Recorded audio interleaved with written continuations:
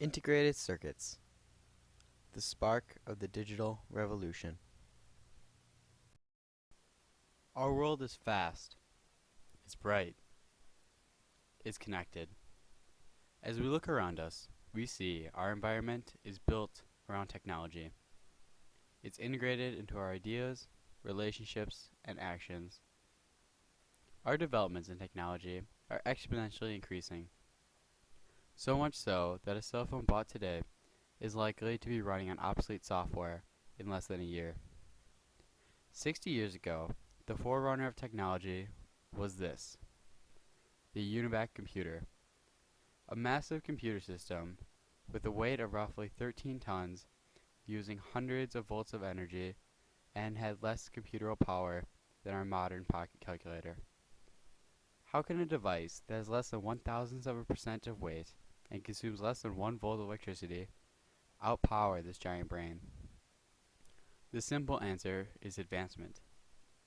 The complex answer forces us to dive into the world of integrated circuits.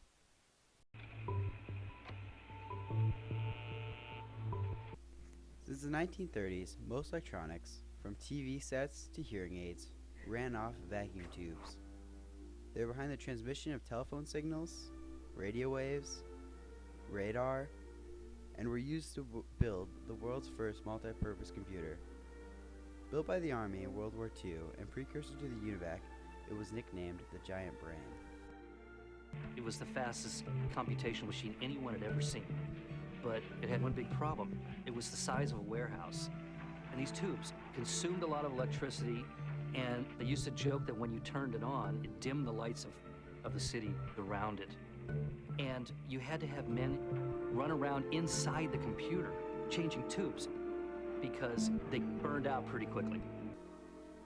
Vacuum tubes, like light bulbs, worked by heating a thin metal filament within a vacuum chamber, and as with the light bulbs, these burned out occasionally, thus requiring a staff for 24-hour servicing of these machines. No bigger than a kernel of corn. The invention of the transistor put a quick end to the use of vacuum tubes, and therefore, in and of itself, could be considered a turning point in electronics development. Incorporating semiconductors into the design of electronics, engineers were able to minimize the size of components, as well as make their designs nearly indestructible and reliable in comparison to the old vacuum tubes. After the release of the transistor, dozens of companies began researching and developing new applications that could be miniaturized by the tiny components. One man, Dr. William Shockley, one of the original inventors of the transistor at Bell Laboratories, had much bigger ambitions. Leaving Bell Laboratories and heading west, Dr. William Shockley established his own company. In the developing area of Palo Alto in California, Shockley was able to attract the greatest young minds in the engineering field. Shockley had one indisputable talent. He had the ability to spot talent in other people. He did that with his company. He did that at Bell Labs. He was probably the best scientific recruiter of his time. The newly formed staff at Shockley Laboratories was considered to be one of the most promising group of young men ever put together. All of them under the age of 30, these men quickly congealed to form a close-knit atmosphere of professionals. Led by the famous Nobel Prize winner, all of the workers at Shockley Laboratories had high expectations of their accomplishments. However, after a few months, the facade of William Shockley began to wear off the men, and they recognized him as a poor manager and a dead end. Thus, a group of men, forever known as the Traitorous Eight, secretly met to discuss their options. Led by the intelligent and congenial Robert Noyce, the group of men decided to break off Shockley's company and form their own business. To leave sort of a known paycheck for something that there was no model for, this notion of breaking away and doing something different. On the morning of May 5th, 1957, lacking a certified contract, the 8 men passed around 8 $1 bills for signatures.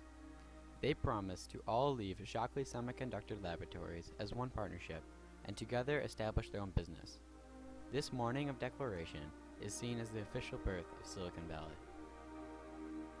Leaving Shockley Laboratories, the Traitorous Eight unwittingly sent off the spirit that will forever dominate the area of Silicon Valley. The drive to create a better, more efficient world is the core belief demonstrated by the companies of Southern California. In its most simplest form, The innovative passion of a few engineers set off a revolution of advancement that over the last 5 decades has crossed the threshold into every American's home and way of life. Naturally, the greatest contribution of Silicon Valley to mankind was the reason for its founding. The integrated circuit, found in everything from birthday cards to supercomputers, has opened for humanity a world of opportunity. Because of integrated circuits, we can view elements on the atomic level, fly through the air as a means of travel, communicate with people on the other side of the world, and yes, post to all your friends what you just ate for lunch. How is this all possible? It's all because of the values 1 and 0. Without getting too technical, all an integrated circuit is a series of smaller transistors put on one piece of silicon. Except today, the number is more around a few billion. The layout that gets fabricated. And just to give you this idea how small these are, let me just zoom into this corner. So this is a 1 millimeter roughly die, and if you kind of zoom in a few times, yeah. So that's your transistor. That is this incredible. Green stuff and the red stuff going over it, that's my transistor. This is the gate, source and drain. So you can control the current through this to the source and between the source and drain using this gate signal. So I mean, you need to zoom out an awful lot of times to actually get to the, the top level. From 1 in 1950 to 1 billion in 2010, the number of transistors able to fit in roughly the same area has exponentially increased relative to the year of the first transistor. This phenomenon is referred to as Moore's Law. Theorized by the Intel co-founder Gordon E. Moore, the development of integrated circuits has followed this law with uncanny preciseness. The most basic principle of Moore's Law states that every 2 years, integrated circuits will double the amounts of transistors it contains, be 50% cheaper for consumers, and will be twice as fast. People have been,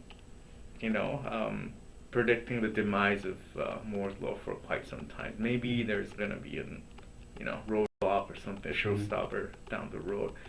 And for some reason, people, I think, the naysayers feel comfortable saying that 10 years down the road, things are going to come to an end, right? Yeah. And 10 years later, they predict, and 10 years after that point. So I don't know, but make a strong statement saying, put myself out there saying that it's going to come to an end. But that's kind of related to, has to do with the human kind of innovation, the drive. Of course, with Moore's Law, we always had to overcome problems. For example, once we got to the atomic scale, we weren't able to pattern these devices as nicely as we were able to do, say, 20 years ago. So we've been challenged, but engineers somehow managed to deliver. I hope we can continue this trend for another 50 years. Whether or not you believe in the continuum of Moore's Law, no one can fail to recognize the significance of the foundation of the Silicon Valley and its production and development of the integrated circuit. Declared by most engineers as the greatest turning point of the 20th century, the existence of such technology not only affects our life, but without the invention of the integrated circuit, there would be no worldwide communication systems, no handheld cameras, phones, or calculators, no GPS system, no laptops or personal computers, no mass-manufactured goods, no hybrid luxury vehicles, no space exploration. The presence of the integrated circuit in all of its applications, spanning nearly every corner of human life, demonstrates the extent that the integrated circuit has sparked the digital age, changing the face of human society forever.